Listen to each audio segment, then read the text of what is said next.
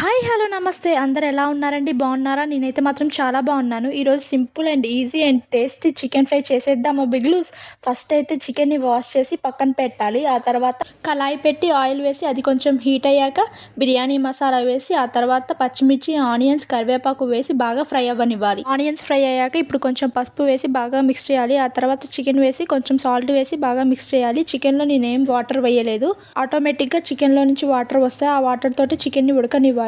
Chicken ఫ్రైలో main ingredient మాత్రం కరివేపాకే. ఈ కరివేపాకు ఎంత వేస్తే అంత ఫ్లేవర్ వస్తుంది, అంత టేస్టీగా కూడా ఉంటుంది. కరివేపాకుతో పాటు కొంచెం కొత్తిమీర పుదీనా కూడా వేస్తున్నా. ఆ తర్వాత చికెన్లో వాటర్ అంతా ఇంకిన తర్వాత అల్లం వెల్లుల్లి పేస్ట్ వేసి బాగా ఫ్రై చేయాలి. చికెన్ 80% ఉడికిన తర్వాత మాత్రమే అల్లం వెల్లుల్లి పేస్ట్ వేయాలి.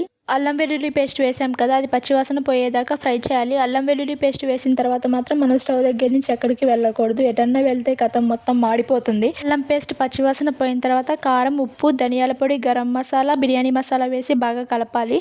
అన్నట్టు మర్చిపోయా, సిమ్లోనే పెట్టాలి, ఎందుకంటే కారం వేసిన తర్వాత తొందరగా మాడిపోతుంది అందుకని. ఇప్పుడు స్టవ్ సిమ్లో పెట్టి ఒక 10 మినిట్స్ ఉంచితే చికెన్ ఫ్రై రెడీ అవుతుంది. లాస్ట్లో కొంచెం కొత్తిమీర పుదీనా కరివేపాకు వేసి స్టవ్ ఆఫ్ చేసేస్తే కథం టేస్టీ చికెన్ ఫ్రై అయితే రెడీ అయిపోతుంది. సండే వస్తే చాలు ఈ వంట ఏమో కానీ వంట చేశాక కిచెన్ సర్దుకునేసరికి సరిపోతుంది. తిన్నదరిగిన దాకా అందులోనే పని చేయాల్సి వస్తుంది. ఈ వీడియో కనుక మీకు నచ్చినట్లయితే please do like, share and subscribe. Bye friends.